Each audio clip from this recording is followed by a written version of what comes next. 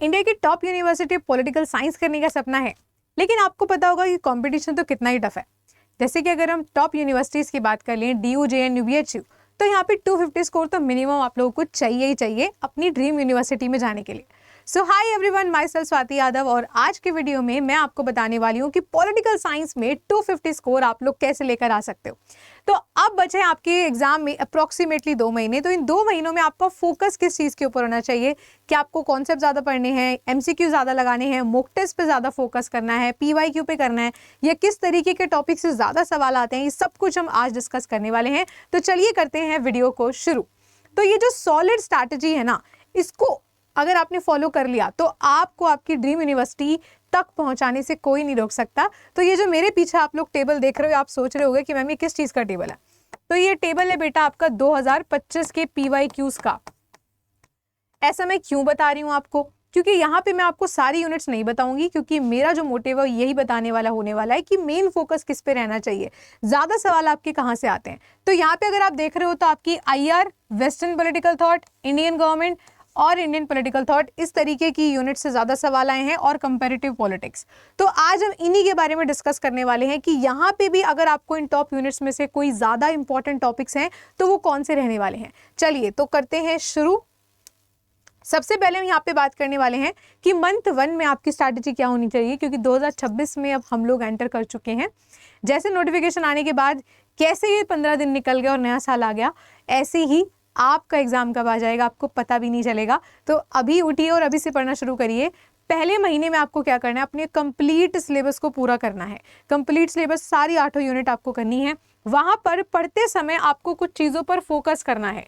कैसी चीज़ों पे फोकस करना है, जैसे कि आपको पता होना चाहिए कि आपके हाईएस्ट वेटेज वाले यूनिट्स कौन से हैं, और हाईएस्ट वेटेज में भी हाईएस्ट वेटेज वाले टॉपिक कौन से हैं वो मैं अभी आपको बताऊंगी। आपको शॉर्ट नोट्स अभी से क्रिएट कर लेने हैं, क्योंकि जब आप एग्जाम के टाइम पे रिवीजन कर रहे होगे तो नोट्स बनाने का समय नहीं मिलेगा, और उस समय आपकी रिवीजन इन्हीं नोट्स से होने वाली है। फोकस आपका सिर्फ कॉन्सेप्ट पे नहीं रहना चाहिए या फिर सिर्फ फैक्ट पे नहीं रहना चाहिए, क्योंकि ये एक MCQ बेस्ड पेपर है और 75 क्वेश्चंस आते हैं, तो 75 में सारे के सारे फैक्ट नहीं पूछे जाएंगे। तो कॉन्सेप्ट पे भी इक्वली फोकस आपको करना है, और कभी भी फैक्ट को अलग से चिट की तरह बना करके नहीं पढ़ना कि पूरे सिलेबस के फैक्ट एक साथ लिख लिए फिर उसको पढ़ रहे हैं। ये सबसे बड़ी बेवकूफ़ी की बात होती है। जिस समय जो टॉपिक पढ़ रहे हो उसी के फैक्ट को उसी समय पढ़ लो। रियलिज्म पढ़ रहे हो, रियलिज्म के थिंकर्स और बुक्स को उसी समय पढ़ लो। लिबरलिज्म पढ़ रहे हो, उसके जो भी थिंकर्स हैं उसी समय पे पढ़ लो। इंडियन पॉलिटी पढ़ रहे हो, सारे इंपॉर्टेंट कमेटी, सारे इंपॉर्टेंट आर्टिकल उसी समय पढ़ लो। ऐसे करना है, अलग से चिट बना करके एक फर्रा बना करके लड़ना नहीं है, रटना नहीं है उसको, ठीक है। आफ्टर फिनिशिंग, जब आप एक यूनिट को कंप्लीट कर रहे हो, फिर आप दूसरे यूनिट पे जा रहे हो, फिर तीसरी पे जा रहे हो, और फिर कहते हो कि मैम जब हम मॉक टेस्ट लगाते हैं तो हमारे नंबर नहीं आते। कहाँ से आएंगे, क्योंकि आपने सिर्फ रिवीजन नहीं किया उसका, आपने सिर्फ यूनिट को पढ़ा है, लेकिन उस यूनिट से सवाल कैसे आ रहे हैं, क्या वो आपसे बन रहे हैं या फिर नहीं, इस पर आप लोग का फोकस बिल्कुल नहीं है। तो आपको हर एक यूनिट के बाद कम से कम मिनिमम 20 से 30 सवाल जो है वो लगाने हैं, जिसमें सबसे बेहतरीन होगा अगर आप अपने PYQs को भी कर लें, ठीक है। चलिए आगे हम बात करते हैं कि अगर हम पहली यूनिट की बात करें, which is western political thought, तो यहाँ पे आपकी क्या क्या इंपॉर्टेंट चीजें रहने वाली हैं। तो Plato, Aristotle, Machiavelli, Hobbes, Locke, Rousseau, Mill, Marx and Rawls, ये आपके सिलेबस का पार्ट है। लेकिन अगर हम ज्यादा इंपॉर्टेंट बोले जहां से सवाल रिपीट होते रहता है, तो एक तो आपको जॉन रॉल्स है फॉर श्योर। जॉन रॉल्स से कोई ना कोई सवाल आपके एग्जाम में आता ही आता है।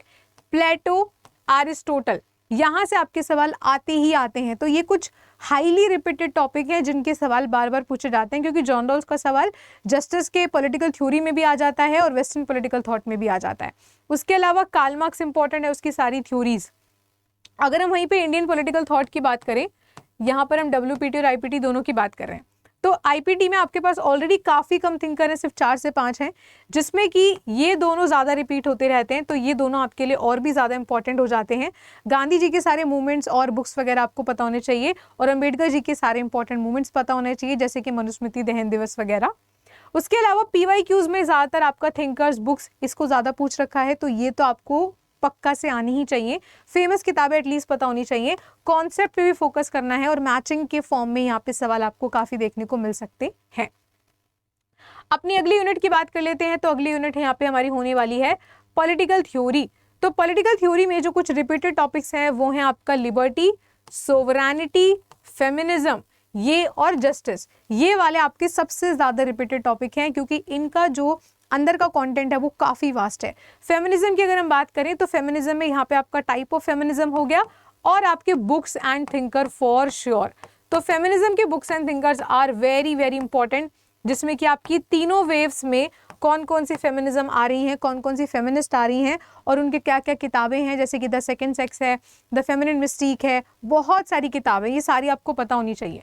कंटेम्प्रेरी इश्यूज़ की बात कर लें तो ज़्यादातर ये जो है थोड़ा सा एनवायरनमेंट से रिलेट करके पूछ लेते हैं, एनवायरनमेंट से रिलेटेड कोई इंपॉर्टेंट ट्रीटी या किसी इंपॉर्टेंट कॉन्फ्रेंस को पूछ लिया।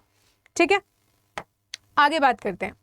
अब ये मत बोलना मैम बाकी के टॉपिक इंपॉर्टेंट नहीं है क्या। अगेन मैं आपको बता रही हूँ कि पूरा सिलेबस आपके पास भी है। मेरा जो मोटिव यहाँ पे होने वाला है कि सिलेबस में सबसे ज़्यादा फोकस किस पर आपको रखना है, जो बिल्कुल भी छोड़ के नहीं जाना।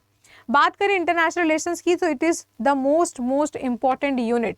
यहाँ पे आपको कुछ भी नहीं छोड़ना, आपका पूरा फोकस आइडियोलॉजीज पर तो होना ही चाहिए। यहाँ से आपके रिपीटेड बार बार कॉन्सेप्ट पे भी सवाल आ रहा है और बुक्स पर भी सवाल आ रहा है। तो कौन कौन से थिंकर हैं, चाहे वो जोसेफ ने हैं, रॉबर्ट केहॉन है, या फिर आपका केनेथ वॉल्स हैं, या जॉन मिशेवर हैं, उसके अलावा आपके मॉर्गेंतो हैं, टिकनर उनकी क्रिटिक है, ये सारे आपको पता होने चाहिए। Cold war is the most important topic, क्योंकि आपके पिछले कई सवालों में, पिछले कई साल के पेपरों में एक ही पेपर में कोल्ड वॉर से 3 से 4 सवाल पूछे गए हैं। तो कोल्ड वॉर तो बिल्कुल भी आपको छोड़ के नहीं जाना। उसके अलावा ये जो ऑर्गेनाइजेशंस हैं इनके फैक्ट्स आपके लिए इंपॉर्टेंट हैं, अंदर इनके जो जो चीज़ें हैं वो कब इस्टेब्लिश हुई थी, चाहे वो कोई न्यू डेवलपमेंट बैंक है या फिर कोई और फ्री ट्रेड एरिया से रिलेटेड अग्रीमेंट है, तो ये सब आपको पता होने चाहिए। इनकी बात कर लें तो यहाँ पे सबसे ज़्यादा आपके अग्रीमेंट्स को पूछा जाता है, जैसे कि 1 to 3 अग्रीमेंट हो गया, या फिर आपका किसी भी वॉर के बाद जैसे शिमला अग्रीमेंट हो गया, इस प्रकार के। Neighbourhood first policy and act east, यानी कि जो भी आपके करंट की नेबरहुड से रिलेटेड या फिर फॉरेन पॉलिसी के जो भी डॉक्ट्रिन है वो आपको पता होना चाहिए, चाहे गुजराल है, डॉक्ट्रिन है, नेबरहुड फर्स्ट पॉलिसी है, सागर है, लुक ईस्ट है, एक्ट ईस्ट है, ये सब आपको पता होना चाहिए। आगे अगर हम बात कर लें नेक्स्ट यूनिट की, तो इंडियन गवर्नमेंट होने वाली है। इंडियन गवर्नमेंट में ज़्यादातर जो आपके सवाल आते हैं वो हैं अमेंडमेंट से, कभी कभार कोई भी अमेंडमेंट पूछ सकते हैं, इतने ज़्यादा है नहीं याद रखने के लिए, तो उनको ज़रूर याद रख लेना। इनकी पावर से सवाल आता है, पीएम प्रेसिडेंट से रिलेट करके। पॉलिटिकल पार्टीज आपका 2 तरीके से पार्ट हैं, ये आपका ये आपका कंपेरेटिव पॉलिटिक्स का भी पार्ट है, तो वहाँ से भी सवाल बन जाता है डुवर्जर एंड सार्टोरी से। और उसके अलावा मतलब इसको तो कर ही लो, इंडियन गवर्नमेंट में तो एटलीस्ट आपको सारी बेसिक चीज़ें आनी ही चाहिए, चाहे वो फंडामेंटल राइट हैं या फिर इंपॉर्टेंट कमिटीज़ हैं या इंपॉर्टेंट अमेंडमेंट्स हैं या सुप्रीम कोर्ट केसेस हैं। आगे अगर हम बात करते हैं कंपैरेटिव पॉलिटिक्स की, तो आजकल कंपैरेटिव से काफ़ी सवाल देखने को मिल रहे हैं as per the content of the unit. तो यहाँ पे अप्रोचेज आपको सारी पता होनी चाहिए, चाहे वो मॉडर्न है या फिर वो ट्रेडिशनल है। ट्रेडिशनल की अगर हम बात करें या मॉडर्न की बात करें तो यहाँ पे मॉडर्न पे ज़्यादा सवाल आता है, जैसे कि बिहेवियरल अप्रोच है डेविड ईस्टन का, या स्ट्रक्चरल फंक्शन अप्रोच है आमंड का। उसके अलावा पॉलिटिकल कल्चर काफ़ी आसान है, तो ये आपको आना ही चाहिए। पॉलिटिकल पार्टीज़ में यहाँ पे आपका सार्टोरी से सवाल आ जाता है, और यहाँ पे आपका सवाल डुवर्जर से आ जाता है। उसके अलावा रॉबर्ट मिशेल से आ जाता है, iron law of oligarchy.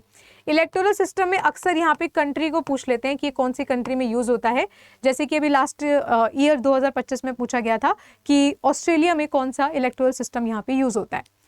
Types of regime की बात करें तो यहाँ पे ऑथोरिटेरियन, टोटालिटेरियन, इस तरीके से सवाल आता है, जैसे कि हैना एरेंथ की किताब भी आ सकती है विच इज़ ओरिजिन ऑफ टोटालिटेरियनिज्म। ठीक है, तो ये मैंने आपको बताए हैं कि सबसे ज़्यादा फोकस आपका कहाँ कहाँ होना चाहिए।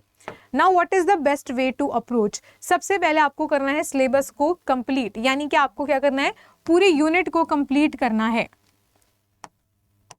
यहाँ पे सबसे पहले आपको क्या करना है, पूरा सिलेबस को कंप्लीट करना है। सिलेबस यानी कि जो भी आप यूनिट को उठा रहे हो उसको अच्छे से कंप्लीट करना है। कंप्लीट करने के साथ साथ ही आपको उसके क्या बनाने हैं, शॉर्ट नोट्स बनाने हैं, क्योंकि एग्जाम के समय पे आपको ये शॉर्ट नोट्स ही काम आएंगे। प्लस यहाँ पे आपको इम्पॉर्टेंट टॉपिक्स को मार्क करते चलना है या फिर हाईलाइट करते चलना है, मार्क करके चलना है, हाईलाइट करते चलना है। और लास्ट में आपको MCQs को प्रैक्टिस करना होगा। ठीक है, क्योंकि अगर आपने MCQs प्रैक्टिस नहीं करे तो आप कितना ही किसी भी यूनिट को क्यों ना कंप्लीट कर लेना, आपका जो मार्क्स है वो मॉक टेस्ट में नहीं आएंगे। तो टोटली आपका जो एक टारगेटेड स्कोर है वो तो मैंने आपको बता ही दिया है कि हर एक मॉक टेस्ट में आपका पूरा फोकस होना चाहिए कि 250 से ऊपर ही रहूं। क्योंकि पिछले साल हिंदू कॉलेज का कट ऑफ 251 पे बंद हो गया था और जेएनयू के मेजरली सारे ही इंपॉर्टेंट कोर्सेज का 250 के बाद स्टार्ट होता है। तो हाईएस्ट कट ऑफ पिछले 2 साल से 270 है। तो प्लीज़ आप समझ लें कि आपकी प्रिपरेशन कहाँ पर है और अब आपको तैयारी की कितनी ज़्यादा ज़रूरत यहाँ पर महसूस हो रही होगी। So what should be your focus? आपका कॉन्सेप्ट क्लैरिटी पूरा अच्छे से होना चाहिए। सिर्फ फैक्ट रटने से काम नहीं होगा, कंसिस्टेंट रिवीजन करना है, क्योंकि अगर आपने 1 यूनिट पढ़ा उसके बाद 4 और पढ़ी हैं तो पिछली में क्या पढ़ा था फर्स्ट वाली में वो याद नहीं होगा। तो टाइम टू टाइम स्केड्यूल को ऐसे बनाना है कि रिवीजन को करते रहना है। स्टिक टू एग्जाम ट्रेंड, भर भर के किताबों को पढ़ने नहीं बैठना, इतना समय अपन लोगों के पास अब नहीं बचा। So you have to know कहाँ से सवाल आते हैं, you have to know the topic कि यहीं से सवाल आते हैं, ठीक है। उसके अलावा रिवाइज पीवाईक्यूज कॉन्टिन्यूअसली, एक बार पीवाईक्यू करने से कुछ नहीं होता। पीवाईक्यूज को जितनी बार कर सकते हो उतना ही ज्यादा आपके लिए वो इंपॉर्टेंस रखने वाला है। मैं अपने बैचेस में पीवाईक्यूज को भी करवाती हूँ और वहाँ पे आपको जो लेटेस्ट मॉक टेस्ट हैं वो आपके लेटेस्ट एग्जाम पैटर्न पे बने हुए होते हैं। उसके अलावा यहाँ पे आपको रिविजन करना है और एमसीक्यूज लगाने हैं पर यूनिट। जैसे कि मैंने कहा कि हमेशा हर एक यूनिट करने के बाद आपको उसके क्वेश्चंस को लगाना ही लगाना है। बिना क्वेश्चंस के यूनिट को कभी भी कंप्लीट अपनी मत समझिएगा।